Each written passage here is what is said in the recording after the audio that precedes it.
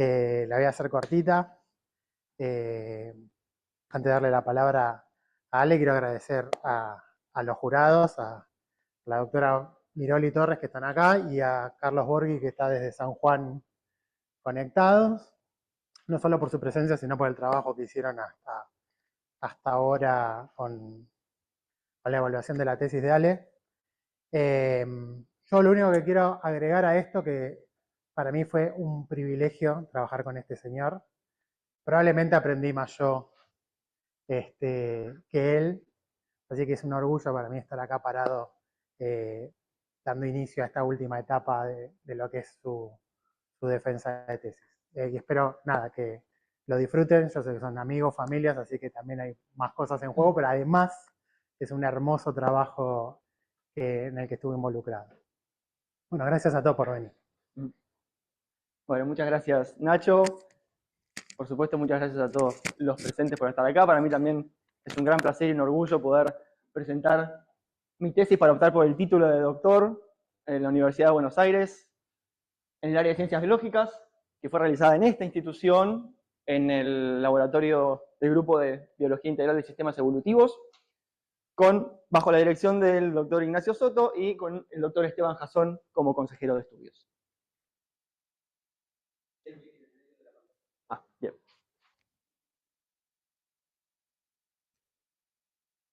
Ahí vamos. Bueno, el objetivo general de esta tesis se enfoca en la conservación de artrópodos, pero con una mirada integral desde la biología de la conservación, lo cual implica considerar varias aristas, no solamente la problemática ecológica del grupo, sino también en qué contexto social y cultural se daría ese plan de conservación y bajo qué coyunturas, porque esos son factores claves que van a impactar directamente en que si todo lo que invertimos en el plan de conservación efectivamente va a llegar a buen puerto. En nuestro caso, trabajamos como grupo biológico con los artrópodos epigios en un punto específico del planeta, que es Valle Fértil San Juan y su reserva de uso múltiple. Por eso, la hoja de ruta de la tesis y de la presentación también marcan un camino deseado o ideal, según mi criterio, que debería tener cualquier plan de conservación, que empieza por reflexionar, por pensar un poco, por pensar la necesidad y el presupuesto y los presupuestos detrás de la problemática. En nuestro caso, implica decir, bueno, ¿qué implica conservar artrópodos en Argentina? Y dado que ningún plan de conservación se da en una burbuja aislada, hay un segundo paso que es el diagnóstico del contexto en el que se daría ese plan de conservación, en este caso en Valle Fértil, de manera de tener, en cierto modo, un panorama inicial de cómo sería ese plan de conservación. Por supuesto, siempre es bueno tener un conocimiento de base del grupo biológico. Entonces, en el tercer capítulo nos encargamos de hacer una caracterización de la comunidad de artrópodos, pero siempre teniendo en mente algo práctico: optimizar un plan de monitoreo para el lugar. Y luego evaluamos dos herramientas complementarias para el monitoreo. En el primer caso, hacemos un análisis de las necrosis de cardones, donde se genera una comunidad de artrópodos muy rica y muy particular, y ver también cuál puede ser la relación de eso con el plan de conservación. Y analizamos la aplicabilidad de una técnica molecular, que es el código de barras genético, para los monitoreos de artrópodos de ese lugar. Y recién ahí nos animamos a hacer un anteproyecto de plan de conservación para Valle Fértil. Por economía de tiempo y por coherencia, para esta presentación traje todo lo que sea relacionado a ese plan de conservación. Entonces empezamos un poquito por las reflexiones, el estado del arte. Bueno, el grupo de los artrópodos es, sin duda, por lo menos el grupo animal más exitoso en materia evolutiva. Existen entre 5 y 7 millones de especies estimadas de manera conservadora a nivel global, de las cuales se conocen entre el 15 y el 20% que están descritas. Están en todos lados, en cualquier ecosistema, y por eso tienen un gran impacto en el planeta y en donde están. Si bien no se sabe absolutamente todo sobre los artrópodos, porque son muy abundantes, ya hay varios autores que están hablando de una sexta extinción en masa del grupo. Se estima que 1/3 del grupo podría estar bajo amenaza de extinción, y las causas de eso son 4 y todas antropogénicas, las principales por lo menos.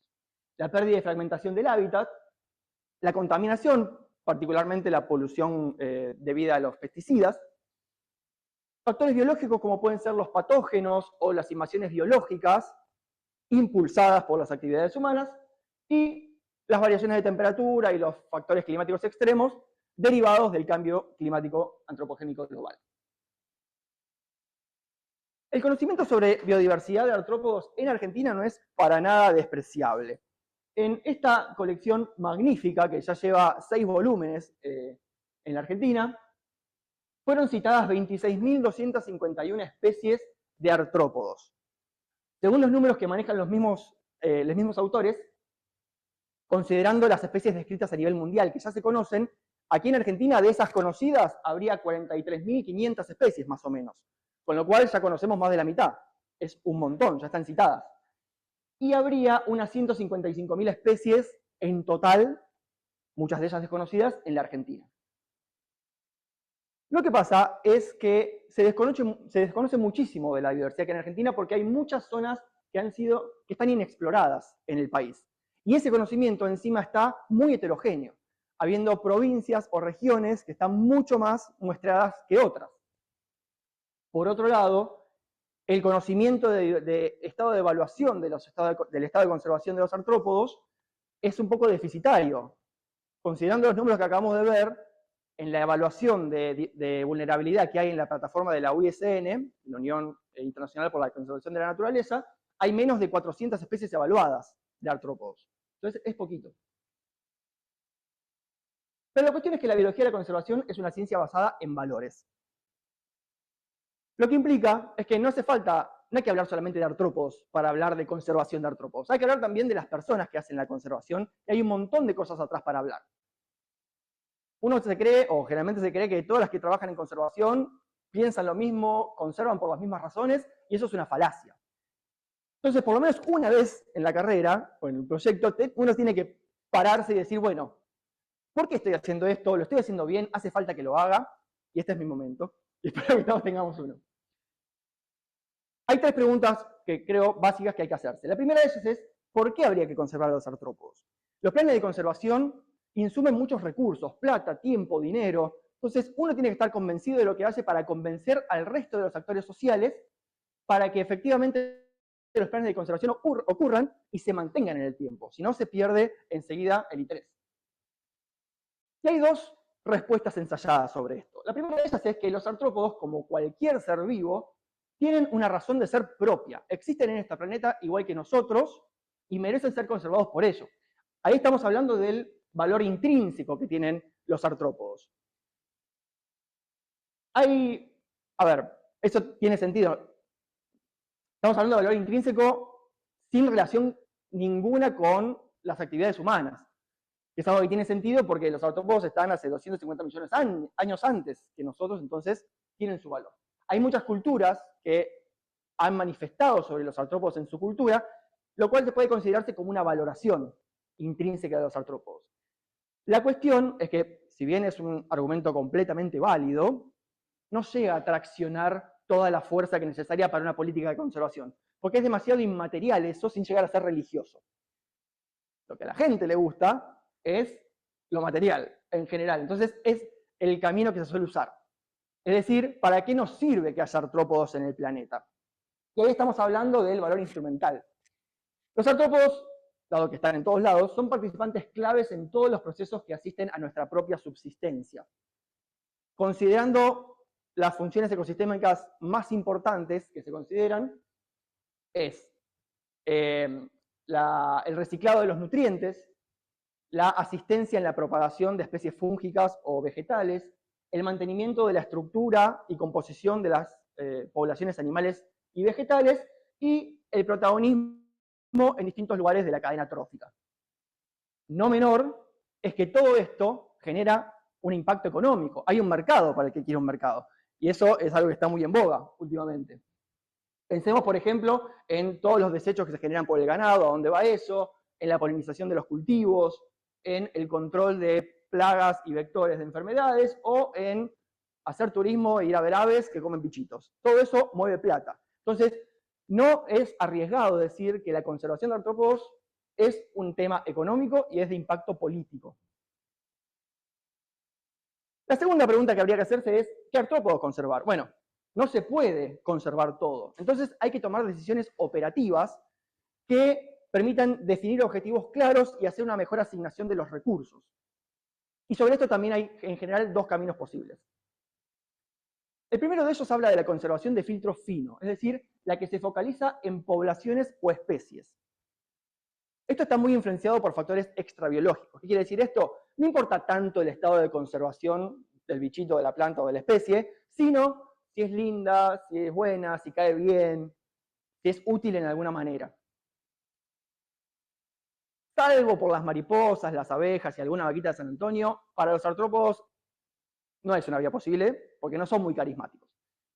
Para las especies que no son tan carismáticas, existe una vía científica, por así decirlo, que son justamente los reportes del estado de conservación que hace la UICN. Estos reportes tienen un protocolo bastante estandarizado, donde toman mediciones de las poblaciones, eso cataloga en algún estado de vulnerabilidad de la especie y eso puede generar políticas, se pueden argumentar políticas gracias a esa catalogación. Pero de nuevo, para los artrópodos, esos requisitos de diagnóstico son difíciles o imposibles de alcanzar, porque te piden, por ejemplo, la cantidad de individuos reproductivos que quedan. Muy difícil saber para los artrópodos, o la distribución exacta de los artrópodos. Son cosas que son difíciles de alcanzar. Del otro lado de la cerca tenemos a la conservación de filtro grueso, que pone el foco ya en paisajes extensos que maximicen la variedad de hábitats. Es decir, protejo un área grande y con suerte asisto a la conservación de todo lo que está ahí adentro. El ejemplo palmario de esto son las áreas protegidas, como la reserva. La cuestión es que no hay muchos estudios que efectivamente hablen sobre la conservación de artrópodos en los parques nacionales. Es más una suposición que una evidencia. No sabemos si verdaderamente está asistiendo a los artrópodos que corresponde tampoco. Entonces, dado que los dos caminos más transitados no sirven mucho para los artrópodos, vale la pena pensar una tercera vía, que es la conservación de filtro medio, que es la que pone el foco en elementos específicos del paisaje que son importantes para las especies.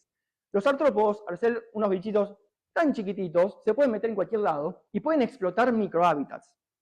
Los microhábitats son espacios del paisaje que tienen unas condiciones de pH, temperatura, luz, humedad distintas a la del entorno. Como puede ser, por ejemplo, una grieta de una piedra, abajo de un árbol, o, como vamos a ver después, las necrosis de un cardón. Y la última gran pregunta es cómo se conservan los artrópodos, no tanto desde lo metodológico, sino desde lo epistemológico, sino a qué nos referimos cuando estamos hablando de la problemática de la biología de la conservación. Y sobre esto hay que tener en claro que la pérdida de biodiversidad tiene características distintas a las cuestiones que atienden otras ciencias. Y tiene tres características principales. La primera es que es un problema práctico, es decir, que afecta a la vida actual o futura de los actores sociales, con consecuencias que están siendo ahora, son palpables. No importa si por teoría ecológica este bicho no debería estar acá. No, yo tengo problemas ahora con mi cultivo. Es un problema situado, es decir, que ocurre en un tiempo y un espacio específico del planeta y es vivenciado por una sociedad de manera idiosincrática, es decir, la sociedad lo está viviendo ahora y la solución que encontremos acá no va a servir para otro lugar, son completamente locales. Y por último, es un problema complejo, no puede reducirse solo a cuestiones biológicas o físicas, dado que se entremezcla con cuestiones culturales y socioeconómicas. ¿Qué quiere decir esto? No hay formulitas para la conservación. Hay que pensarlas bien para cada caso. Y dado que tiene características distintas, necesitamos metodologías acordes. Entre ellas, la transdisciplinariedad, es decir, armar equipos multidisciplinarios, que puedan trabajar cada uno con su marco conceptual y teórico en un mismo objetivo. La inclusión de la sociedad no académica por vía de la comunicación ambiental o de la ciencia ciudadana, no solamente para generar concientización en la sociedad, sino también para tener más mano de obra, para que haya más gente trabajando sobre eso y sea más fácil llegar a los objetivos. Y por último, tener gente de ciencia comprometida, gente que se meta en el barro, es decir, que no solamente tire los resultados en el paper, sino que vaya con esos resultados a golpear las puertas de los lugares que toman la acción. Suponiendo que me convencí de todo lo que dije, que sí, pasamos ahora a los diagnósticos de la región de estudio. El área de influencia para nuestro plan de conservación es la Reserva de Uso Múltiple de Valle Fértil. pero dado que para los planes de conservación son muy importantes las interacciones entre la sociedad y la naturaleza, también nos pareció interesante caracterizar al núcleo urbano más importante de la región, que es la cabecera del departamento de Valle Fértil, Villa San Agustín, que nuclea el 60% de la población del lugar. Entonces, para esos dos lugares hicimos una descripción de los aspectos naturales, socioeconómicos y de conservación, y toda esa información bien extensa la volcamos en una matriz FODA. La matriz FODA es una herramienta robada del mundo empresarial que sirve para hacer el seguimiento de proyectos. Hace unos años se vienen usando también para los proyectos ambientales y me pareció interesante hacer la prueba para esta tesis. Básicamente una matriz FODA es un cuadro de doble entradas que combina las cuestiones favorables y desfavorables de los factores internos y externos del proyecto en cuestión. Y luego, haciendo un análisis binario de cada uno de esos campos, se puede hacer una descripción de la situación y elaborar estrategias acordes. Lo que traigo yo para esta presentación es parte de este análisis de la matriz FODA. Entonces empecemos un poco con las potencialidades, lo más favorable que tendría un plan de conservación ahí. Bueno, una de las cosas es que ya existe una reserva de uso múltiple, ¿qué mejor que eso? Ya tenemos un área protegida. El área protegida se creó en el año 71 para proteger los ambientes secos de ese lugar. Y si vemos en el mapa, vemos que es un área considerablemente grande, incluso comparado con otras áreas protegidas, no está fragmentada y tiene muy bajo efecto borde, que son todas atribuciones interesantes para la conservación de artrópodos, son beneficiosas. Por otro lado, la reserva se encuentra situada en una zona biogeográfica transicional, lo cual le da mucha heterogeneidad.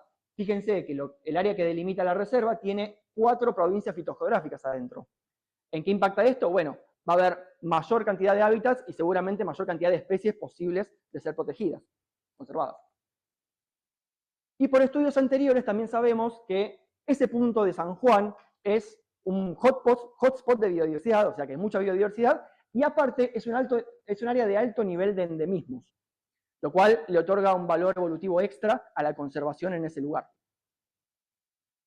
Y la otra potencialidad que hay que mencionar es que hay mucha conciencia ambiental local.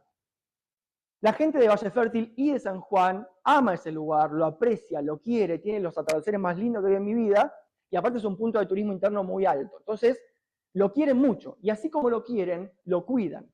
Tiene una población muy comprometida, que va a las manifestaciones, va a las asambleas, se pronuncia sobre las cuestiones que podrían ser un problema para la salud ambiental de su lugar. Pasamos a ver un poquito las limitaciones que tiene nuestro proyecto. Y acá tenemos que hablar de la realidad socioeconómica que tiene el departamento. La pobreza, la educación, el mal uso de los recursos, el deterioro ambiental, todas esas cosas van de la mano. Y hay algunas características de la sociedad vallista que podrían generar un problema para un plan de conservación. Por ejemplo, Valle Fértil está considerado como un nivel muy alto de pobreza crónica. Esto quiere decir que entre el 15 y el 20% de la población de Valle Fértil, muchos infantes y juveniles, no van a poder salir nunca de la carencia permanente. Más allá de que haya algún efecto favorable en algún momento de su vida, es crónico. El nivel educativo del lugar es subóptimo. Con un ejemplo, yo traje este mapita que identifica el desempeño en matemáticas de los estudiantes de secundaria. Y vemos que en Valle Fértil es uno de los peores de la provincia, que ya de por sí está por abajo del promedio nacional. Y otro problema muy acuciante y que preocupa mucho a la gente de Valle Fértil es que la gente joven y la población activa se va del lugar para buscar mejores opciones. El gráfico muestra la pirámide poblacional de 2 censos consecutivos. El que está en blanquito es el censo 2010 y el coloreado es el 2022. Y fíjense que toda esta juventud, para el siguiente censo, desapareció. Eso es un problema porque es muy difícil. Primero, hacer un cambio cultural en lo que es Valle Fértil, y aparte es muy difícil, o casi imposible, formar gente que entienda cómo funciona ese lugar y trabaje para ese lugar. La gente se va. Y un problema que no es para nada de Valle Fértil es la percepción de los bichos, la percepción cultural. A la gente no le gusta, los ignora, los odia incluso, entonces es muy difícil que apoye políticas en favor de los artrópodos. Y esto está relacionado de alguna manera con el poco conocimiento que hay general sobre este grupo. Se hizo un análisis, un estudio muy interesante ahí en Valle Fértil con los estudiantes de una escuela, donde le preguntaban a los estudiantes cuántos artrópodos conocían del lugar, y mencionaban 6 nada más. 6 bichitos, hasta ahí llegaba. Y el conocimiento académico, si bien hay grupos muy importantes en Iadiza, en San Juan, incluso o en Tucumán, que trabajan con artrópodos en la región, siempre lo hacen con grupos muy específicos o con ambientes muy específicos. San Juan es una de esas provincias que está submuestreada históricamente. Y dado que a nadie les importan los artrópodos, muy difícilmente las decisiones políticas vayan en favor de ayudar a los artrópodos, y también las inversiones de las empresas, que la inversión privada también es importante. Es raro que hagan inversión en conservación de artrópodos. Y eso se concatena a que hay muy pocos profesionales que se dediquen a la conservación de artrópodos, porque es una mala apuesta. No tienen financiamiento, no tienen buen reconocimiento, y no es una apuesta fuerte para los investigadores jóvenes, sobre todo. Cuando hablamos de los desafíos, hablamos de las fortalezas frente a las amenazas. Algo que hay que reconocerle a San Juan es que tiene un marco legal ambiental bastante sólido, con muchos dispositivos legales protegiendo al ambiente y muchos organismos pertinentes para controlar eso. La cuestión es que hay mucha vaguedad en muchas definiciones, lo cual puede ser un arma de doble filo según la veleta política. Y algo que se ha observado, y también nos han contado yendo a Valle Fértil, es que hay mucha debilidad institucional. Es decir, en el papel están todas las leyes, pero después a campo, los guardaparques, la policía ambiental, todo eso, le cuesta un poquito hacer cumplir las normas. Y algo muy actual también es que hay un contexto de política científica y ambiental muy desfavorable, con un gobierno nacional, por lo menos ahora, que es activamente detractor de la política científica y ambiental. Y por último, para hablar un poco de los riesgos, el riesgo más importante que tiene Valle Fértil es la desertificación. Por el lugar en el que se encuentra Valle Fértil, está en un déficit hídrico constante, es decir, que las lluvias que aparecen temporalmente en las sierras de Valle Fértil no alcanzan a cubrir en volumen la evapotranspiración vegetal. Siempre falta el agua. Y encima los suelos tienen muy bajo desarrollo, no retienen el agua, con lo cual hay muy pocas fuentes de agua aprovechables. Y sumado a la cuestión natural, tenemos la actividad económica que potencia todo este problema. Históricamente hubo un mal uso del agua y un mal uso de las tierras y desmontes en San Juan que generaron muchos problemas que lo estamos sufriendo incluso ahora. Y eso continúa. Hay muchos conflictos por el manejo de los recursos. Estos son los aviones rompetormentas que manipulan la meteorología del lugar para que no afecten a los cultivos. Hay mucho debate político ahora sobre el uso de estas herramientas tecnológicas. Bueno, y sumado a eso tenemos el cambio climático que está haciendo sufrir incluso ahora, hace poquito, en San Juan hubo unas sequías increíbles que obviamente generan muchísimos problemas ambientales y económicos. Bueno, permiso.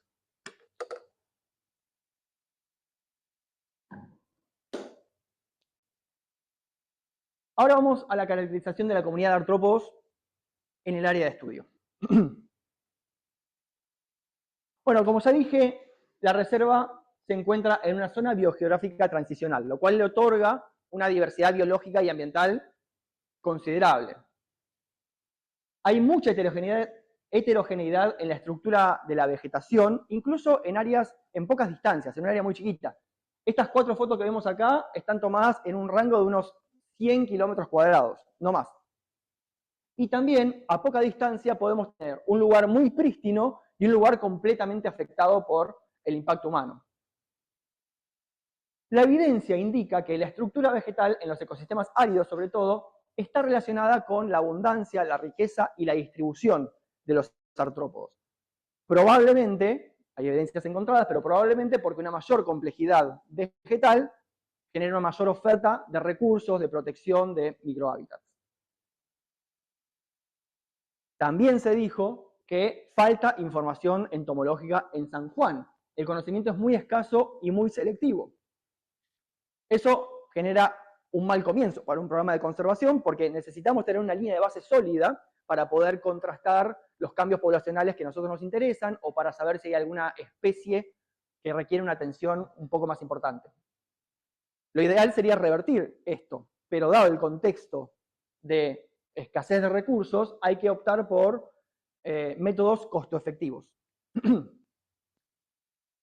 Desde finales del siglo pasado se viene hablando de la evaluación rápida de biodiversidad, que es un conjunto de técnicas tendientes a reducir los esfuerzos y los costos de muestreo con el menor compromiso posible en los datos obtenidos. Y se proponen distintas formas de hacer esto. Una de ellas es la parataxonomía, que es identificar a los bichos, pero por personas que no son especialistas en los bichos, sino formarlas en eso. Optar por trampas o temporadas de colecta específicas para minimizar la cantidad de recursos, de tiempo y de gente necesarios para procesarlos y para muestrear. O focalizarse en algunos grupos específicos que sabemos que aparecen bien y que son una buena representación de lo que está pasando en la comunidad total. Entonces, los objetivos de esta parte de la tesis fueron triples. En principio, hacer una descripción comunitaria para aportar mayor información al inventario de los artrópodos de base fértil. Hacer una prueba de que la heterogeneidad que se ve en la estructura vegetal efectivamente tiene un impacto en la composición de los artrópodos. Y hacer una búsqueda de las opciones más adecuadas para elaborar un programa de monitoreo que sea costo efectivo y que pueda ser aplicado en el plan de conservación. Entonces se armó todo un diseño experimental y de análisis que pudiera captar toda esa información. Para empezar a hablar de los sitios de muestreo, fueron 3. Al que llamamos dique, que corresponde a un bosque xerófilo del tipo Chaco Occidental, es decir, que está representado ahí en esa zona, con muy poco bajo impacto humano. Dique se llama así porque está detrás del dique San Agustín, y más allá de que algunas visitas turísticas locales, no tiene mayor impacto. El segundo es Quimilo, que también es un bosque xerófilo del tipo Chaco Occidental, pero en este caso sí tiene alto impacto de actividad humana porque está ubicado en una zona ganadera. Acá está todo el rastro de las cabras. Y el tercer lugar, Morteritos, tiene la fisonomía de un jarillar típico de la ecorregión del monte, que también está muy representado en esa zona. Pero ya lo vemos que tiene una fisonomía de suelo desnudo, arbustos ralos, árboles de bajo porte. Así que son los 3 bastante distintos. Entonces, en cada una de estas zonas se realizó en principio una colecta pasiva, un diseño de colecta pasiva que constó de una grilla de 21 cuadrantes de 15 por 15 metros, y en cada una de esas cuadrantes se montó una trampa. En la central, una trampa malés, que es específica para captar bichos voladores, en general insectos voladores. Murciélagos no agarré nunca. Y en las otras 20 se montaron trampas pitfall, o sea, trampas de caída. Esto se complementó con una colecta activa. Por toda la zona de estudio íbamos por los senderos, por los valles, por los montes, con un frasquito en la mano todo el tiempo, y con diversas técnicas de colecta, como pueden ser redes, captura directa, trampas de cebo. Hicimos también recorridas nocturnas con luz blanca y luz UV. Todo eso, sin nada sistemático, fue parar al inventario. Y estos 2 tipos de colectas se hicieron en 3 oportunidades. En marzo 2016, en marzo 2017 y en octubre 2017. Bien, esas 14 muestras que resultaron de las colectas fueron procesadas secuencialmente. Primero, fueron clasificadas a nivel orden y contabilizadas para ver cuántas había, y luego se profundizó el análisis en 3 grupos particulares. El orden Coleóptera, el suborden Brachysera de los dípteros y la familia Formicidae de los himenópteros. A cada uno de esos grupos se hizo un procesamiento de separar por morfoespecies, y cada una de esas morfoespecies fue identificada por guías, por consulta experta, por plataformas de biodiversidad, y esa información fue volcada a un cuadro de abundancias para cada una de esos morfoespecies. Para análisis de datos se armó una batería de análisis que nos sirvieran para sacar conclusiones sobre los efectos que tienen las distintas opciones de monitoreo simplificado que queríamos probar. Son un montón y fueron divididas en 4 categorías. La exploración taxonómica, es decir, qué frecuencia había de aparición de todos los bichos. Índices de diversidad alfa y gamma, es decir, diversidad local y regional. Índices de diversidad beta, que sirven para contrastar las distintas comunidades entre sí. Y cálculos de la variación comparada de la abundancia y la composición, también para ver diferencias entre la composición de las comunidades. Y toda esa batería de análisis se hizo para cada uno de los grupos y niveles de resolución taxonómica que queríamos probar, que son estos de aquí. Bien, algunos resultados. Sobre el inventario, para la colecta pasiva, colectamos 20.591 especímenes correspondientes a 21 órdenes de artrópodos. Por suerte hubo niveles altos de completitud, con una cobertura muestral que superó siempre el 90%, es decir, que hubo una buena representación de lo que hay en el ambiente. Mientras que por la colecta activa colectamos 307 especímenes pertenecientes a 18 órdenes de artrópodos. La colecta activa fue muy importante, porque si bien la representación fue alta acá, por la colecta activa agarramos muchos bichos que no caían en las trampas que diseñamos con la colecta pasiva, como pueden ser los milpies grandotes, los olífugos o las chinchemoyes.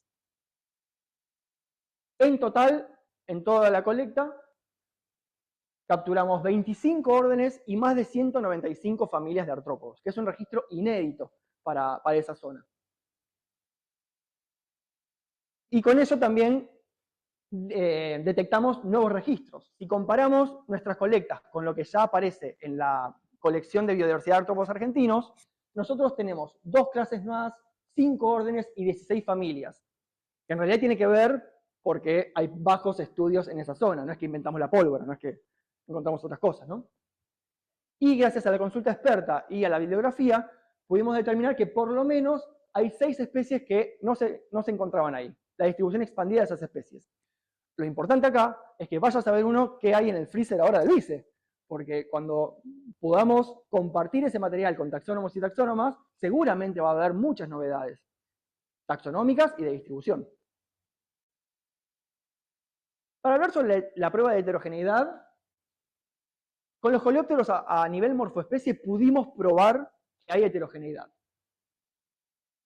Por ejemplo, se vio mayor equitatividad y mayor riqueza en quimilo que en dique, que se prueba, por ejemplo, con el tope de esta tabla de dominancia. Vemos que en dique hay una sola morfoespecie, acá este tenebriónido, que tuvo el 38%, casi el 40% de la abundancia del lugar, mientras que en quimilo eso está un poquito más repartido. Otra cosa interesante es que en morteritos se observó una composición muy particular. Fijémonos que también el tope de tabla, el 83,5% de la abundancia se debió a este coleóptero, a este tenebriónido, que no aparece en ninguno de los otros dos, en las otras zonas. Para las hormigas también se probó que hay heterogeneidad. Fijémonos, el gráfico este que está a tu derecha, son las curvas de diversidad, ¿sí? Cuanto más alta está la curva, hay mayor diversidad. Y lo que vemos acá que la curva que está por arriba es la regional, o sea, lo que hay en todo el ambiente, y la que le sigue, la azul, es la de morteritos, ¿sí? Es la de la ecorregión del monte, que eso es algo que ya se vio. En la ecorregión del monte, si bien en estructura vegetal es medio pobre, está llena de hormigas, ¿sí? Hay mucha diversidad. Y también se observó que hay mayor diversidad en quimilo, que es la verde, que en dique, que es la roja. O sea que se probó también acá la heterogeneidad. Para los braquíceros, para las moscas, no hubo diferencias estadísticas en heterogeneidad, pero eso no significa que no hayan variaciones. Ocurrió que quimilo resultó más rico que en dique, y eso lo podemos ver en el gráfico de diversidad. Hacia la derecha se lee la riqueza, y vemos que la curva azul se va para arriba, o sea que es más rico quimilo. Pero dique resultó más equitativo que quimilo, y eso lo vemos hacia la izquierda de la curva de diversidad. Acá hay un zoom, vemos que La curva roja está por arriba del azul. Entonces, ¿qué ocurrió acá? Como la diversidad se suele considerar como una combinación entre riqueza y equitatividad, acá hay un mensaje medio repartido. Entonces, estadísticamente no se dio la heterogeneidad, pero existe. Y por último, para hablar del uso de los RBA, bueno, hicimos toda esa batería de pruebas, que fueron más de 160 pruebas, y se hizo una comparación para todos los grupos y para todos los niveles de resolución, viendo qué información estaba incompleta, qué información era errónea, qué información era equívoca, y con eso se armó una sugerencia de RBA, que se obtendrían buenos resultados en un programa de monitoreo que conste de 2 colectas anuales, porque se observaron diferencias temporales, en estos 3 tipos de sitio, porque se probó la heterogeneidad, con trampas pitfall focalizadas en la identificación de las familias Formicidae, Tenebrionidae, Carabidae y Scarabaeidae. Las trampas pitfall, ¿por qué? Porque son más baratas, más fáciles de procesar, aunque requieren un poco más de gente. Y estas familias, que son las hormigas, estos 3 grupos de coleópteros, caen mucho en la trampa pitfall, representan bien, por los análisis que hicimos, a la comunidad en general de los artrópodos, y aparte son relativamente fáciles de separar por parataxonomía. Es decir, sería fácil formar gente para que los separe y llegar más rápido a los números. Complementariamente, habría que hacer unas colectas de inventario con otras técnicas de muestreo, la malais, salir a capturar con redes, embudo Berlese, lo que sea, para captar esa diversidad que no va a caer en las trampas pitfall. Bien. Dejamos un rato de lado a los artrópodos y vamos al bello cardón del valle, Trichocereus tersheki. Las cactáceas son importantísimas en los ecosistemas en los que ocurren porque son una valiosa fuente de recursos en un ambiente que es relativamente hostil. Presentan numerosas asociaciones ecológicas. En estudios que se hicieron en el cactus saguaro de Arizona, que tiene bastantes características similares a los cardones nuestros, se observó que hay todo un repertorio de animales, aves, murciélagos e insectos que aprovechan al cactus para consumir sus frutas, flores o semillas, como sitio de oviposición o de nidificación, como refugio o sitio de descanso, y como microhábitat en ejemplares vivos, muertos o, lo que nos interesa,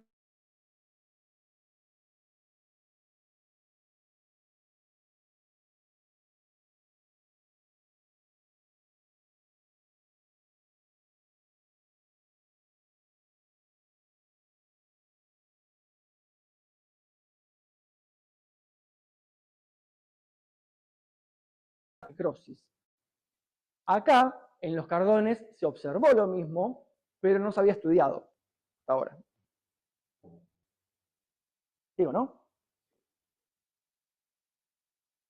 Esos bolsillos necróticos generan un ambiente muy húmedo y nutritivo que contrasta un montón con lo que se ve en el entorno, que es seco. Entonces, esa necrosis se considera un parche ambiental. Ese parche ambiental va a poder alojar una comunidad de artrópodos. Pero, dado que en toda la región de Valle Fértil hay un montón de cardones, hay todo un gran cardonal, en realidad lo que se conforma es una red de parches, porque siempre puede haber necrosis en esos cardones. Y gracias a la dispersión de los bichitos, están conectados esos parches. Entonces lo que tenemos acá es una metacomunidad. La dinámica metacomunitaria le añade una capita más de complejidad a la estabilidad de los artrópodos en la región. ¿Y por qué nos interesa esto para un plan de conservación? Bueno, porque los cardones, a diferencia de los artrópodos, sí tienen ventajas para la conservación. A la gente les gusta, le cae bien, son un emblema, son una figura de los ambientes secos de esa región.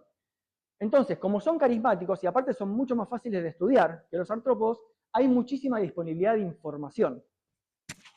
Aparte, tanto en la reserva de uso múltiple como en muchas áreas protegidas que están en su rango de distribución, ya hay cardonales. Entonces, hay una patita de conservación que ya está puesta. Entonces, por todas estas razones, bien valdría analizar si no podemos usar a los necrosis de los cardones como un acercamiento de conservación de filtro medio para la conservación de los artrópodos. Entonces el objetivo fue caracterizar la dinámica metacomunitaria de los bolsillos necróticos para evaluar su uso en conservación. El muestreo se hizo a pie en toda la zona de exploración que venimos manejando hasta ahora, en recorridas a pie que se hicieron en marzo de 2016, marzo de 2017 y marzo de 2018, o sea, en las temporadas de verano, que es donde se espera que haya más humedad porque es donde están las lluvias. Íbamos caminando con todo el grupo por los senderos, por los lugares. Si detectábamos que había algún cardón caído o medio muerto, o muchas veces por el olfato, porque es un perfume muy específico en el cactus podrido, nos acercábamos, explorábamos esa descomposición, y si veíamos que había fauna interna relacionada, la extraíamos casi en su totalidad, no solo lo que había dentro, sino un margen de 15 centímetros alrededor de la necrosis para ver si había algunos bichos que se acercaban a ella. Y ese material fue identificado taxonómicamente también, morfológica y en algunos casos molecularmente. Los análisis de la dinámica metacomunitaria se hicieron en el marco de los elementos de estructuración metacomunitaria, que analiza básicamente tres cosas: la coherencia de la distribución de los taxones en un gradiente ambiental hipotético, el recambio de esos taxones entre distintos ambientes y el agrupamiento de los límites de distribución de los taxones. Considera esas tres cositas. Y la estructura espacial de las comunidades de cardones en el espacio se analizó por un análisis multivariado de tendencia superficial optimizado, según bibliografía, con polinomios de tercer grado. Se calculó el índice BD total, que es un índice de la diversidad beta, basado en los cuadros de incidencias de los taxones, y acoplado con eso, la contribución local a la diversidad beta, que es este índice LCBD, que es útil para detectar si algún parche necrótico es significativamente distinto en su composición al resto.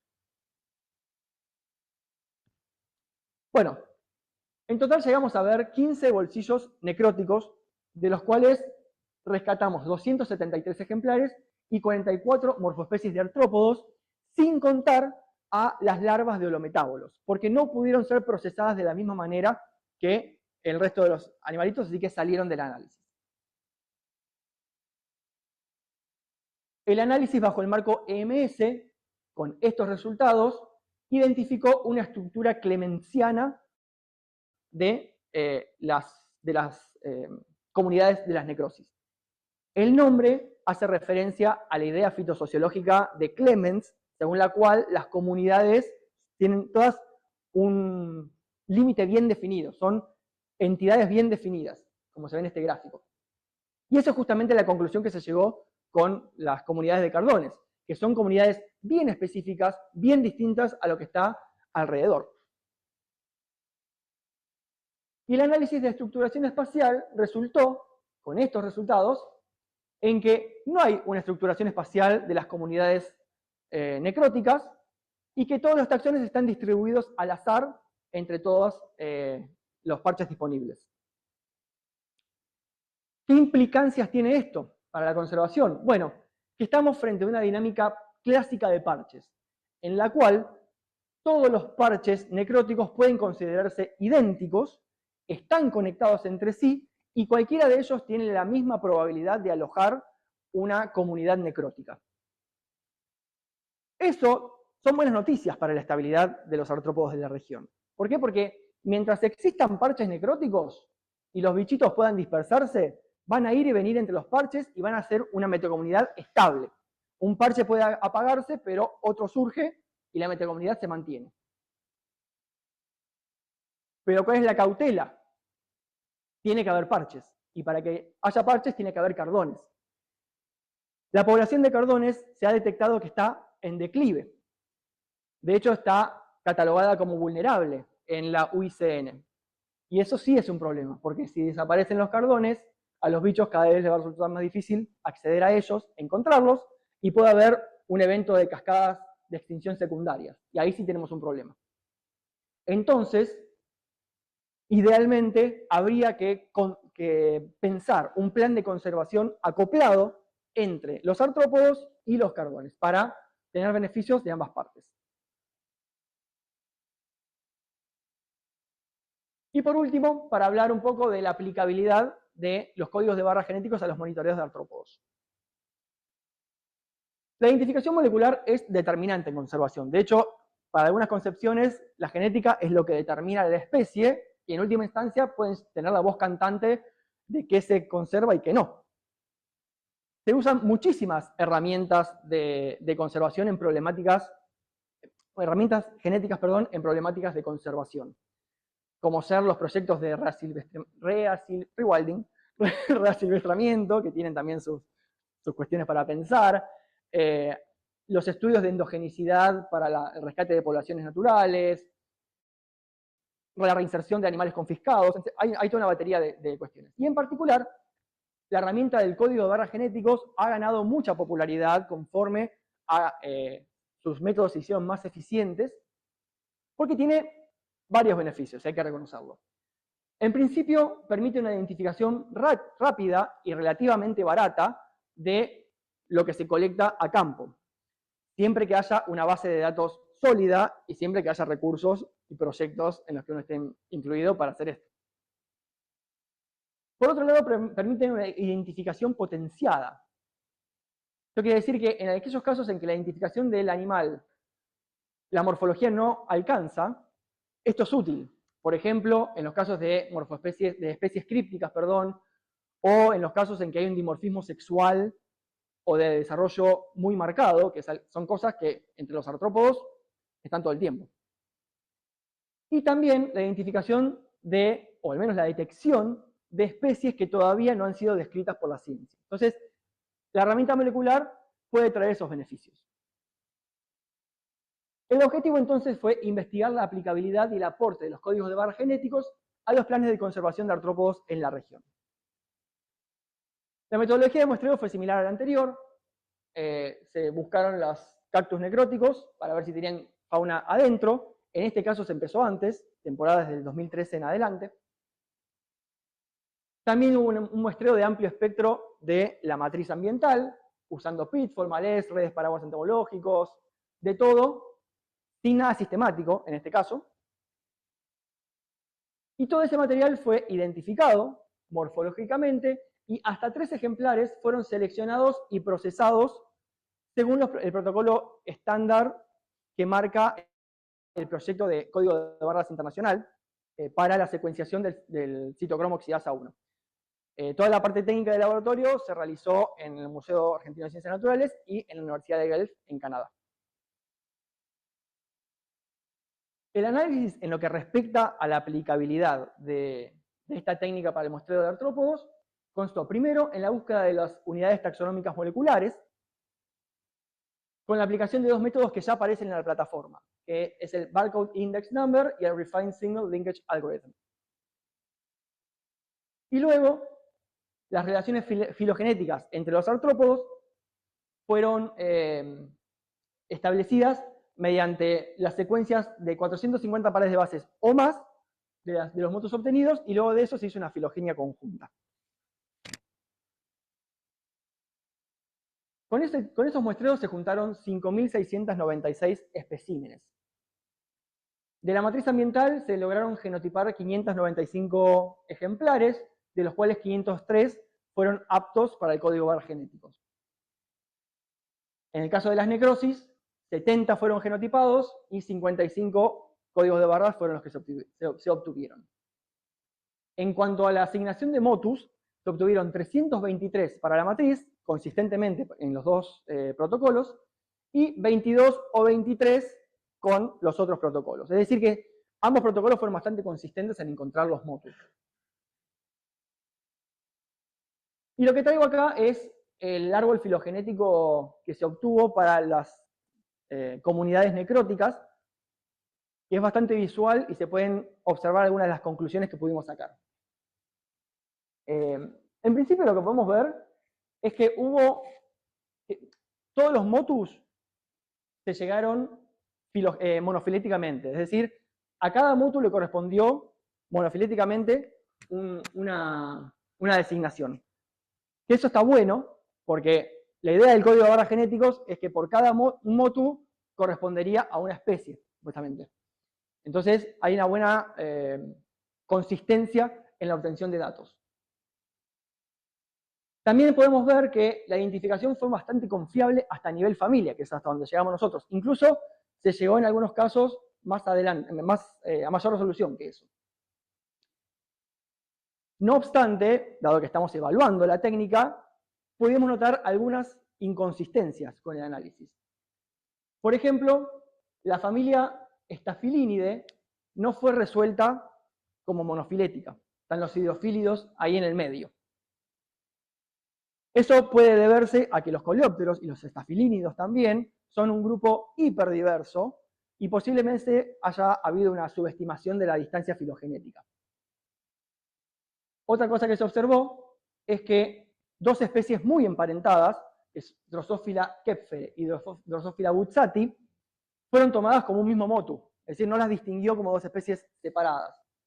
Y eso tiene que ver con que la base de datos todavía no es suficientemente robusta. Hay muy poca información sobre las moscas de ese lugar. Entonces, posiblemente ahí está el problema de resolución. Pero, en conclusión, consideramos que resulta provechoso usar el código de barra genético para el muestreo de los bichos. Requiere todavía seguir trabajando en una combinación de técnicas tradicionales y moleculares para que esa base de datos se haga cada vez más robusta y esas pequeñas inconsistencias que aparecieron vayan desapareciendo con el tiempo. Bueno, finalmente recorrimos todo el camino, entonces se armó una propuesta para la conservación de artrópodos en la región de Valle Fértil. La voy a llamar así, Iniciativa Integral para la Protección de la Fauna de Artrópodos de Valle Fértil. Esto es un anteproyecto. Obviamente es completamente unilateral, porque lo pensé yo solo, y como dije, esto hay que presentarlo, discutirlo, romperlo, volverlo a armar, con todos los actores sociales que corresponden. Sobre todo en dos cuestiones, la gobernanza, es decir, quién se va a hacer cargo de todo esto y quién lo va a dirigir, y la financiación, de dónde sacamos los recursos. Pero para hacer la descripción de lo que yo pensé, voy a mencionar un poquito los ejes en los que está basado este proyecto. El primer eje es el de la comunicación y el de la educación, cuyos objetivos son concientizar a la sociedad en el rol importante que tienen los artrópodos, generar empatía por ellos para que apoyen al plan de conservación, revincular un poco a la gente con la naturaleza, que eso fomenta el cariño a los bichos, y recuperar un poco lo que se llama la experiencia natural, y aparte amplificar la vigilancia, porque va a haber más gente atenta a las cosas que están pasando a su alrededor. Y para eso mis propuestas fueron hacer, bueno, ciclos de charlas en escuelas, capacitaciones a los productores en cambios de tecnologías más sustentables, excursiones, salir a armar comitivas, ir con la familia al valle y pasar un lindo momento, y eventos sociales, como puede ser, me imagino yo, el cumpleaños de la reserva, que es el 3 de noviembre, para hacer actividades acordes, y siempre que hay fiesta uno presta más atención. El segundo eje es el de la investigación, cuyos objetivos son registrar los cambios comunitarios, es decir, evaluar justamente si las poblaciones están variando, capturar información nueva que no se conozca y estandarizar los criterios de conservación usados en el lugar. Y para eso mis propuestas son hacer un monitoreo RBA como el que presenté anteriormente, hacer proyectos de ciencia ciudadana, tan simples como armarse una página en Argentina y que la gente lo vaya cargando, porque eso sabemos, está probado que amplifica muchísimo los resultados que se pueden obtener, y trabajar en listas rojas regionales. Quizá con criterios no tan estrictos como el de la UISN, hay otras opciones en otros países que toman criterios más discrecionales, que por ahí estaría bueno probarlos para el lugar. Y el tercer eje es el de la vinculación y la gestión, cuyos objetivos son formalizar los esfuerzos conjuntos entre los distintos actores sociales, garantizar la participación de esos actores sociales y regular y controlar lo que se va haciendo en materia ambiental. Y como propuestas, restablecer convenios que ya existen y ya existieron entre la academia y las organizaciones gubernamentales, como son convenios entre la Universidad de San Juan y la Secretaría de Ambiente, por ejemplo. Participar o tratar de participar en proyectos como el Bioscan para seguir impulsando la cuestión genética en el lugar y fortalecer esa base de datos genética, que eso es accesible dentro de todo. Fomentar la transición agropecuaria, tecnologías más sustentables, porque no basta solamente con capacitar a la gente, sino que desde el gobierno se pueda fomentar eso, con becas, subsidios, financiamientos, planes de pago, crediticios, ya lo sé. Y, por último, impulsar leyes de protección, ya sea para el cardón o para algunas especies que notemos que necesiten impulso. En fin, hay que pensarlo. Pero esas son, digamos, las propuestas de gestión que se me ocurre que hay que tratar. Bueno, y con esto, ahora sí, fue largo, muchas gracias. Bueno, y cierro con eso.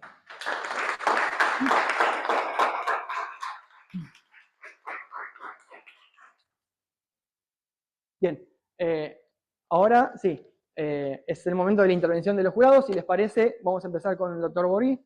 Estamos bien con la conexión y todo.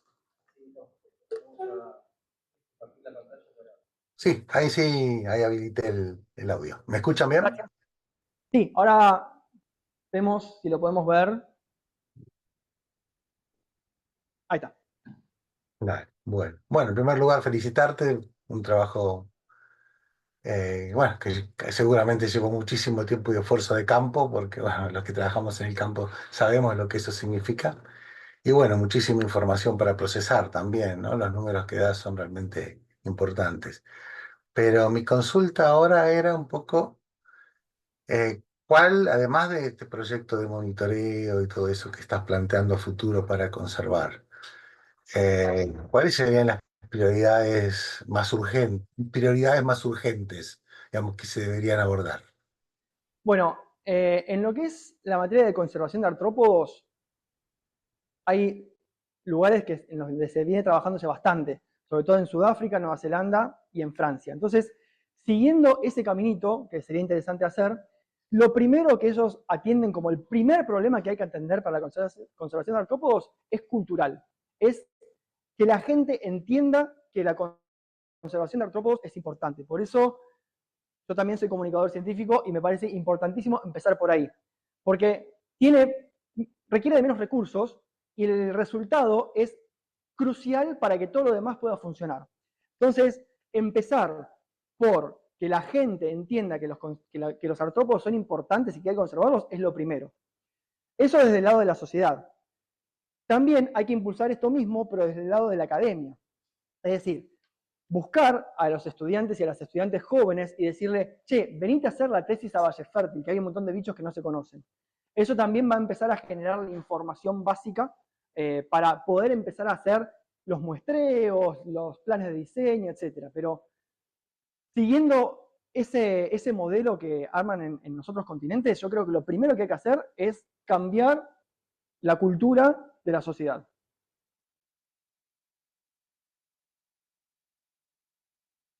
Pero, o sí, una consulta, digamos, que no.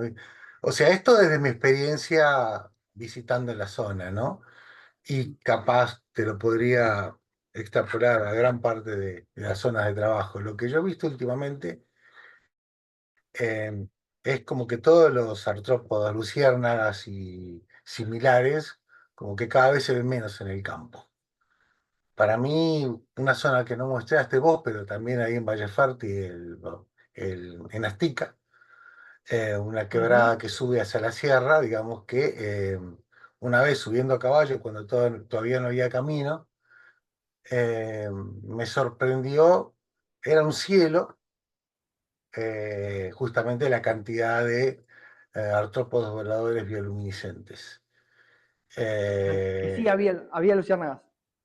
Muchísimas, muchísimas. Ah, perfecto. Pero en ese lugar todavía no había energía eléctrica. No sé si como grupo son un grupo amenazado, si Sí, hay alguna relación entre la llegada de la energía eléctrica y la amenaza de este grupo. sí, hay estudios todavía no son completamente consistentes, porque algunos dicen que sí, otros dicen que no, pero la contaminación lumínica se ha estudiado en algunos puntos del planeta que efectivamente a los animales luminiscentes, bioluminiscentes, los ha afectado reproductivamente. De hecho, en Misiones, que yo ahora estoy trabajando en Misiones, eso está pasando. Se están viendo menos luciérnagas, tacataca y ese tipo de cosas. Está bien. Sí. Bueno. Pero bueno, por ahí, yendo un poco a la pregunta anterior, es importante focalizarse en algunos grupos, pero antes que nada, para que haya un campo fértil de que esas cosas puedan seguir pasando, insisto que lo primero que hay que hacer es decirle a la gente, los artrópodos son básicos para tu vida, date cuenta, y apoyar esas políticas. Sí, con respecto a eso yo creo que hay buenos antecedentes en el Valle. Ajá. Nosotros hace unos años con Verónica Caili, creo que la conoces, Sí, claro.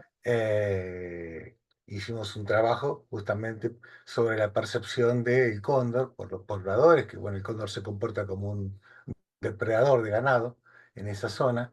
La gente, o sea, lo percibe más peligroso que el puma.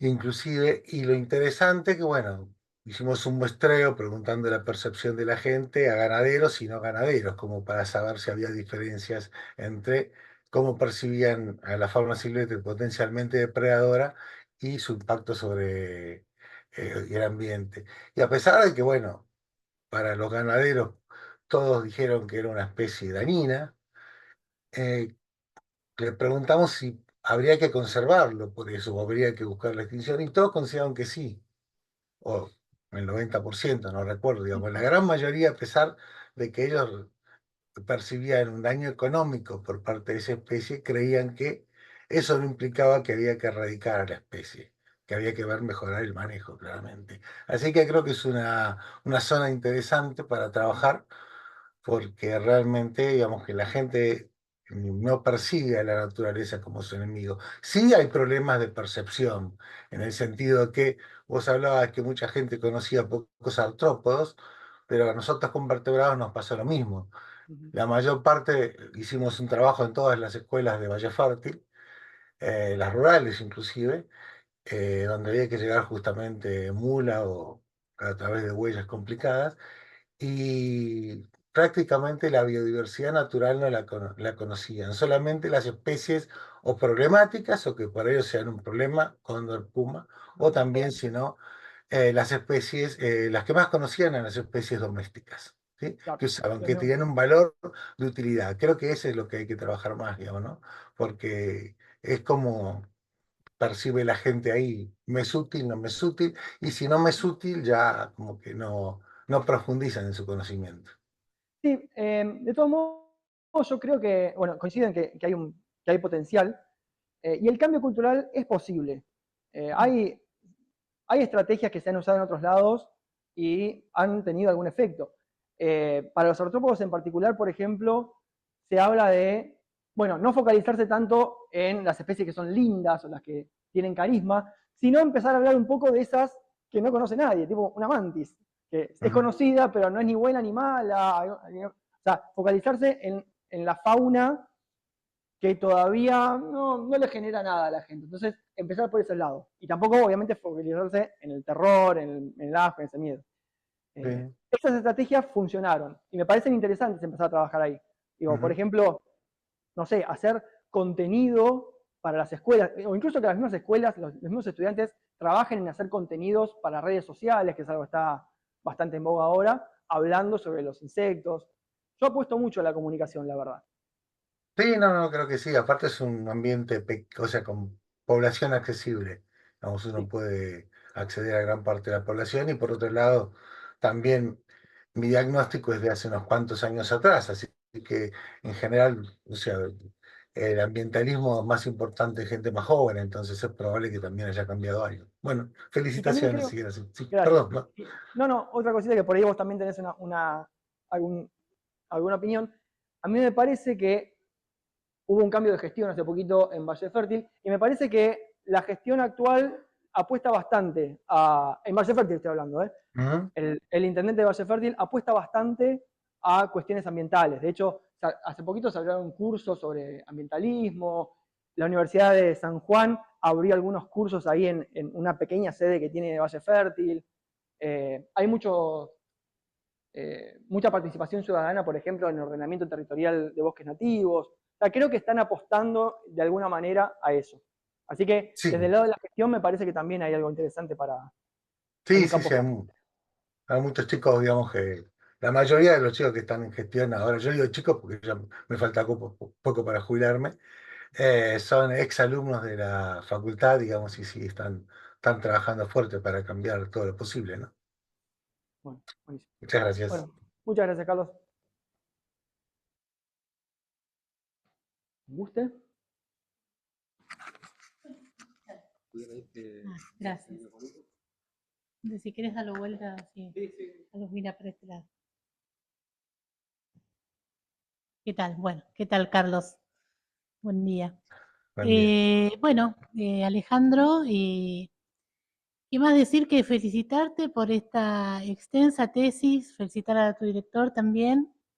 Hay que tener ganas, realmente cada vez se ve por ahí un poco menos por las condiciones en las que estamos viviendo, ¿no? En el panorama que tenemos en ciencia. Pero creo que has demostrado una fuerte voluntad de trabajo de campo por todas esas colectas y caminatas por senderos, como veíamos recién en las fotos, expuesto al rayo del sol, colectando, haciendo todas las colectas, que la verdad que son, uno cuando ve los resultados, ve las tablas, ve los números, por ahí es difícil imaginarse todo lo que hay atrás de poder llegar a esos resultados y a las conclusiones, ¿no? Que tiene que ver con todo lo que es la planificación, para los directores conseguir los financiamientos, para ir a hacer, viajar hasta el lugar, conseguir la movilidad, hablar con los distintos actores de la reserva, los guardaparques, conseguir todo lo que es esa logística, por ahí es algo siempre que queda un poco en el aire, y uno al final ve nada más que los números o las conclusiones. Así que bueno, por una parte felicitarte por ese lado, y después viene el otro lado que tampoco se ve, que es lo que yo llamo acumular cantidad de horas cola, silla, lupa, ¿sí? Que es todo lo que tiene que ver con la separación, la limpieza de esas muestras, la identificación, que no es nada sencillo, el contacto con los distintos especialistas para poder llegar a tener los datos con los cuales trabajar. Así que bueno, sobre esa parte yo creo que está más que cumplido lo que es el objetivo de tu tesis, ¿no? Y por otra parte me interesó mucho esta mirada social, ¿no? Esta mirada de conservación de tesis que no se ve mucho, digamos, este enfoque acá en la universidad, este tipo de tesis hecha y menos con artrópodos que, bueno, como bien comentabas, son grupos que están pocos estudiados porque uno en general, bueno, ¿qué hace cuando ve la cucaracha? La pisa, la mata, le echa raid, ¿no? También.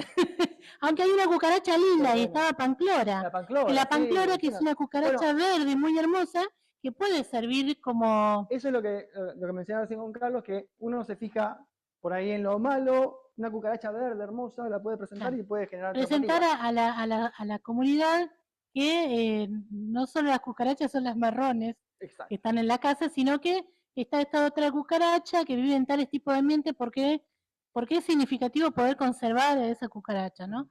La verdad que vos como comunicador, me imagino que has tenido miles de ideas de cosas que se pueden presentar, y al respecto de eso te quería comentar que realmente sería muy valioso que más allá de que publiques los resultados de la tesis en revistas o journals, que hagas mucho hincapié en la parte de la divulgación de esto. Por ejemplo, publicaciones en el boletín de la Sociedad Entomológica, que eso lo lee mucha gente, amateurs o mismo mucha gente que hace ciencia ciudadana y que está interesada en la naturaleza y conservación, de animales y bueno, plantas de nuestro país.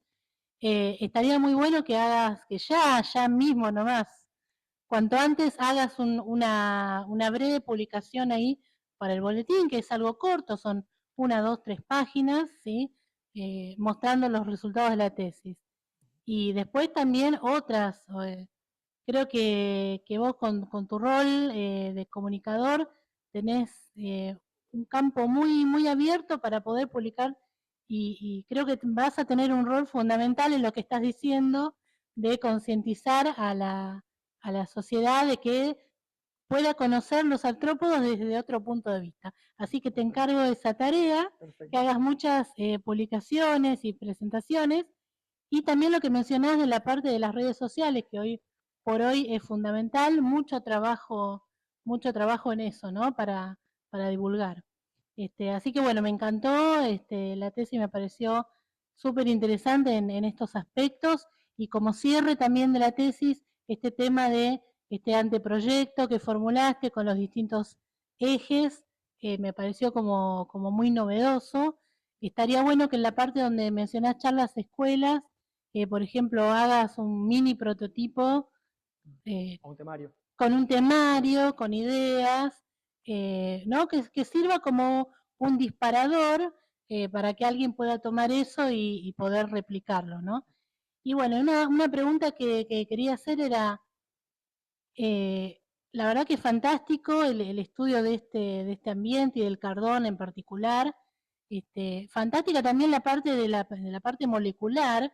Por ejemplo, sos el primero que secuenció los hidrofílidos, Sí. por ejemplo. Sí. Tenemos un vacío enorme de conocimiento de la parte molecular de muchísimas familias. Sí, Así que un trabajo que hicimos en colaboración con el doctor Padró, bueno, con parte del vice. Fue una de las primeras cosas que surgió, y de hecho, ¿se dice? Sí, no, Bueno, decime. enganchando un poco lo que dijiste antes, si algo que esta tesis está mostrando es un crecimiento. Porque de hecho, la tesis que armamos originalmente con Nacho partía de los cardones y partía de lo molecular. Y eso con el tiempo fue muy difícil hacerlo. Entonces hubo que pegar muchas vueltas, hubo que hacer muchos cambios. Yo crecí mucho académicamente, en conciencia y qué sé yo. Entonces, yo creo que si algo que demuestra esta tesis, de lo que sí puedo estar orgulloso, es que crecí pensándola un montón. Y tardó en aparecer, a los 43 años estoy haciendo esto, pero llegó el momento que tenía que llegar, porque hubo un crecimiento, incluso con irme a misiones, a ser comunicador, que todo eso creo que está plasmado en esta tesis, y eso es lo que me parece interesante. Y bueno, y el trabajo molecular que hicimos con los carbones fue lo primero que hicimos con el doctor Padró. Y así que está bueno Claro. explorar un poquito. Sí. Esa pata nos falta, profundizar mucho. Además de seguir profundizando en la parte del estudio de los artrópodos, que como comentabas en la tesis, se hace muy complicado porque desde la academia incluso no se le da mucho valor, no se le da valor a los relevamientos, casi que ni te lo consideran, que si tenés un nuevo registro de una especie, casi que no importa, no se toma en cuenta, claro. Entonces, bueno, es muy difícil progresar en ese sentido. Y la pregunta que te quería hacer es, ¿qué otro lugar te imaginás acá en la Argentina donde podríamos llegar a replicar esto? ¿No? ¿Qué otro lugar interesante se te ocurre que hay donde se pueda llegar a replicar? Yo iría al lado del Chaco, que en Chaco... Sí, iba a decir, Chaco Formosa. Chaco Formosa es un tremendo agujero negro que tiene unos ecosistemas muy particulares y se sabe muy poco de ese lugar, así que apuntaría para ese lado, que ya empezaría a servir para empezar a hacer contrastes con las otras ecorregiones. Y del sur se conoce un poco más, el sur está un poco más visitado, porque es más lindo ir al sur seguramente, pero de la costa más atlántica no se sabe mucho, así que también iría para aquellos lados. Y de a poquito, o sea, yo apuntaría a ir a las regiones y a las ecorregiones que no están siendo representadas, por eso voy a esa provincia. Chaco Formosa es exactamente, Chaco un Formosa. lugar muy... Misiones se conoce, pero voy a seguir trabajando en Misiones. Está bien. Ojo. Buenos Aires se conoce un montón, la zona más andina también hay varios lugares que se conocen. Entonces, apuntar para los otros ambientes más secos. Bueno, felicitaciones nuevamente y le paso Gracias, Patricia. el micrófono a la otra Patri. Bueno, muchas felicitaciones para vos y para tu director y todos los que te acompañaron. Me sumo a lo que dijeron Carlos y Patricia. Me parece que fue, digamos, en cuanto a cantidad de trabajo, impresiona, y a la vez a mí me llama la atención que para mí fue una tesis que leí con mucho gusto y muy fácilmente, así que en general las tesis tan trabajosas, sobre todo con cuestiones sistemáticas, que yo no trabajo en eso y no me dedico a eso, me resultan costosas, pero esta me resultó una tesis, tenía 2 tesis para leer con la misma fecha para entrar, y esta me resultó una tesis muy, muy fácil de leer, con un planteo que para mí fue lo particular, digamos, la tesis. Yo trabajo en conservación, no trabajo en taxonomía, y yo trabajo en la conservación de mamíferos grandes, lo cual implica carisma.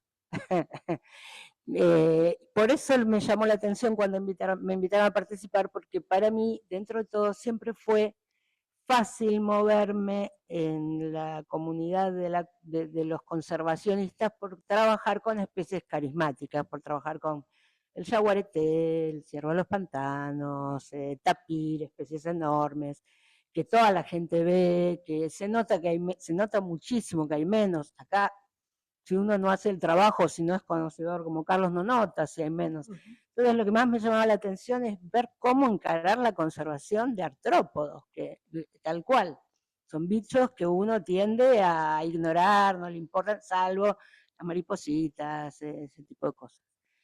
Entonces, bueno, me pareció eso súper interesante. Y me pareció buenísimo el planteo, porque en general las cosas, que eso te lo puse en el dictamen, las cosas que me han tocado a mí evaluar, yo trabajo en genética, en la conservación, entonces en general proyectos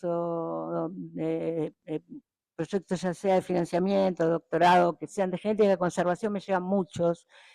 Y yo considero que cuando el proyecto no tiene establecido que los resultados van a ser transferidos para que se realice realmente gestiones de conservación, eso no es genética de conservación, para mí eso es genética de población, es como, esto podría haber sido sistemática, si vos no hubieras presentado eso. Entonces me encantó que hayas hecho el estudio socioeconómico, sociocultural, que realmente se hace en la mayoría de los proyectos que son de conservación, porque los actores principales, para mí principales, más que los gestores, son los pobladores, porque ellos son los que viven con estos bichos.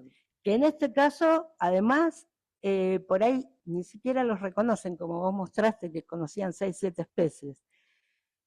Así que bueno, me pareció excelente desde ese punto de vista. Me pareció excelente que plantees un plan. Creo que no hay planes de conservación de artrópodos, ¿no? Nacionales ni provinciales, así como hay de mamíferos. Siempre hay, claro, siempre hay de grupitos, de algún coleóptero, alguna mariposa. Pero planes nacionales, no solo plan, que, digamos, de lo que fue el Ministerio de Ambiente o de parques nacionales. Para nada, para nada. En las provincias ni siquiera, como mostraba, los artrópodos no entran dentro de la definición de fauna silvestre, en muchos casos.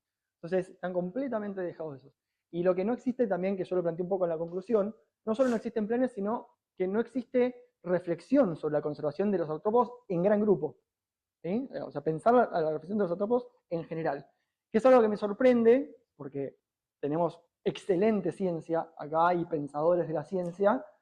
Pero hubo alguna vez porque por ejemplo, yo trabajo muy cercanamente, lo que ahora no ya ni sé si es secretaría, subsecretaría de ambiente, sí, lo que sea, y subsecretaría, la administración de parques nacionales. Y yo conozco, son técnicos que se dedican a cada grupo que, digamos, la política ambiental que se esté llevando a cabo en ese momento, identifica grupos y le da a un técnico, bueno, mira, vos vas a trabajar con los ciervos, haciendo, no sé, yo conozco los mamíferos. Por eso te preguntaba, si no hay un grupo dentro de los... Porque de última, vos esto no lo podés llevar a cabo. Podrás ir a hacer divulgación a las escuelas, pero en realidad lo bueno sería hacer un proyecto con talleres donde incluyas pobladores, no solamente a los chicos de las escuelas, sino que incluyas a la gente que está en contacto, ¿no?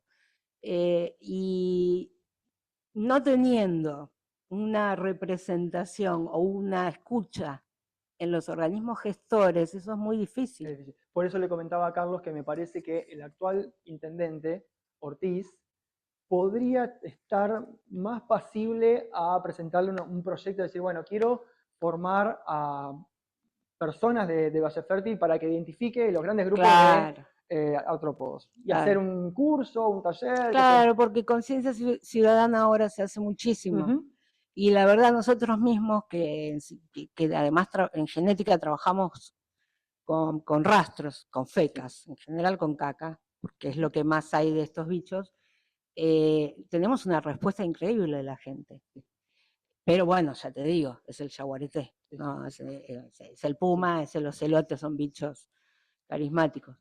Y bueno, una felicitación enorme, la verdad que me encantó leer tu tesis, Gracias. me encantó.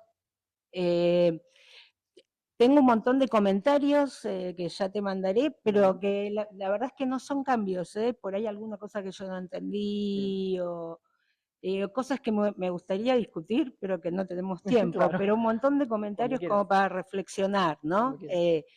Por ejemplo, no sé, con respecto al turismo, el turismo es una herramienta que se usa mucho para la conservación, pero que tiene su lado y su lado, ¿no es cierto? El ecoturismo depende de si sale de los mismos pobladores que se benefician de eso y que se puede empezar a reemplazar una práctica agropecuaria por una historia de turismo que los beneficie o lo que sea. Bueno, cosas muchísimas para discutir. Una sola pregunta te voy a hacer porque eso me entró la duda. ¿Por qué, bueno, yo soy genetista, ¿por qué hiciste código de barras? ¿Y por qué no cualquier otra cosa? Bueno, heurística de la investigación. Apareció el proyecto. O sea, realmente es eso. Decime si me equivoco, pero es eso. Apareció el proyecto, tuvimos la posibilidad de hacer código de barras, leímos los beneficios Apareció que el podría tener. proyecto, no sé si sirve. Apareció el proyecto, ¿qué significa? La posibilidad del proyecto, que primero desde el laboratorio, desde el laboratorio, claro, Llamado al curso. Ah, cuando financiaban, pero que lo hacen. claro. O sea, históricamente, desde el laboratorio, De muestreo, ¿no es cierto? Claro. desde el laboratorio, sí. Claro, claro. No, estaba tratando de acordarme, pues yo también me presenté alguna vez porque tenías que después depositar los ejemplares en el museo para engancharte con el grupo que trabaja en barcoding. Claro, inicialmente estábamos en el laboratorio de evolución. Uy, perdón, Carlos. Nacho y yo, y fue así, a Valle Fértil se iba bastante porque se mantienen líneas de moscas de ese lugar, y cuando apareció la oportunidad de financiamiento, apareció el código de barras, y fue gracias a eso que yo entré a hacer una pasantía en el lugar a ver bichitos. Claro. Y de ahí hasta acá. Claro, porque yo ese capítulo para mí es un capítulo que yo lo llamaría caracterización molecular o identificación molecular, pero no barcoding, porque así como lo hiciste con 450 pares de bases del citocromo oxidasa 1, porque es el que se usa en Canadá para el proyecto de barcoding, lo podrías haber hecho igual con cualquier otro gen, podrías haber elegido dependiendo del nivel al que querías llegar, pero para tu nivel podrías haber hecho citocromo B, claro, que es otro que se usa mucho. Es decir, el barcoding es un proyecto que a vos te sirvió porque, digamos, si uno se engancha en la cadena hacia Canadá, funciona barato. Exacto. Sí. No te cobran la secuenciación. Pero lo mismo lo podrías haber hecho con cualquier otro gen que eligieras. Y es más, algunos problemas que tuviste quizás con un citocromo B de 650 pares de bases, 800 los hubieras resuelto. Pero yo lo que me parece es que más que hablar en el capítulo de barcoding, porque el barcoding no llega a ser más que la secuenciación, pero de un gen específico que es el que ellos usan en su base de datos. Pero después es extraer ADN, hacer un PCR, limpiarlo y secuenciar. Entonces me parece que es más no poner tanto énfasis en el barcoding, sino en que lo que vos estás haciendo es una identificación molecular y no hay una técnica de barcoding. La técnica es extracción, amplificación y secuenciación. Entiendo. Barcoding es porque usan citocromo oxidasa 1, nada más. Entonces, por eso quería ver si es que lo habías elegido, porque cuando leí esos índices que sacan, bueno, son índices que se pueden sacar con cualquier gen. Quería ver por qué lo llamás técnica de barcoding. Es una... Ok. No, bueno, esa es la respuesta anterior. No sé si... Yo te digo, yo lo he usado también, ¿eh? Claro, mi pregunta por ahí es, ¿qué tanto más fácil podría ser meterse en un proyecto de barcoding, como lo hace la Universidad de Guelph, frente a otro tipo de análisis molecular? Es solo más barato. Solo más barato, Es un montón. pero si es que ellos quieren que lo Claro. hagas, si es que a ellos les interesa, Sí, digamos. estuve en contacto con Darío Lifmaer, Claro, sí, sí. Y él está interesado, y de hecho, Carlos, si me estás escuchando, te lo digo también, que Darío está muy interesado en hacer este mismo proyecto, ponerlo allá. Así que le dije, ¿Ponerlo bueno, dónde? en Valle Fértil, en la región de Valle Fértil. ¿Pero qué proyecto? El proyecto del Bioscan, Ah. hacer las trampas malais. Porque Darío trabaja con aves. Sí, pero él ha trabajado con ok. topología, sí, sí. De hecho, nosotros participamos de ese proyecto y lo hice en Misiones también. Okay. El problema de eso es que hay no, por eso digo, lo que yo te digo es esto. Sí. Si vos haces algo que les interese a ellos, te sale gratis. Si vos no haces algo que les interese a ellos, te sale lo mismo que hacer cualquier otra cosa. Entiendo. Por eso es que a mí me resulta un poco chocante hablar de la técnica del código de barras. No es una técnica, Okay. es una secuenciación de ADN que te permite hacer una filogenia como cualquier otra secuenciación de cualquier ADN. Pero el código de barras en su momento se pensó como que era algo, viste, que ibas a ir al campo, fue presentado así. Yo estuve con una maquinita, ibas a leer, ibas a poner así arriba al bicho y te iba a salir un código de barras que te iba a decir género y especie. Claro. Pokémon, sí. Se convirtió en una base de datos súper interesante, porque vos tenés que presentar holotipo, tenés que presentar... Y que si a ellos les interesa, te lo hacen gratis. Pero no es una metodología. ¿Okay? Perfecto. Bueno, reitero que es una felicitación gigante. Gracias. Me encantó leerla. Gracias. Me encantaron los agradecimientos. Bueno. Cuando leí los agradecimientos, para mí es importante, ¿eh? Cuando leí los agradecimientos dije, esta tesis me va a gustar. Bueno. Y bueno, felicitaciones a vos y a tu director. Bueno, muchísimas gracias. Bueno, muchísimas gracias. Sí, yo también quiero agradecer a Carlos y a ambas Patricias por tomarse el trabajo de leerla. Fue una tesis larga, terminó siendo una tesis larga, pero como yo le dije en algún mensaje a Nacho, creí que no iba a suceder. Porque por cuestiones de la vida, uno como que va dejando las cosas y nada, no van pasando. Y sin embargo, acá estamos cerrando un doctorado a los 43 años. Ahora yo estoy en otra provincia incluso, estoy con otra vida, pero puedo decir con mucho orgullo que pude cerrar esta tesis, que pude hacerlo, que me gustó a mí también, que eso es algo importantísimo. O sea, algunas palabras que me dijo Nacho que fueron muy importantes, de decir, no confío en las tesis que no cambian en el tiempo. Y cambió mucho, desde el proyecto inicial a lo de ahora. Y esta tesis me representa. Entonces, eso me parece súper valioso. Así que les agradezco a todos por estar acá, a los que no están, a los que están virtualmente, que por ahí hay alguno que quedó dando vueltas por ahí. Y dado que fue una carrera muy larga, agradezco a todos en general. Así que, bueno, muchas gracias.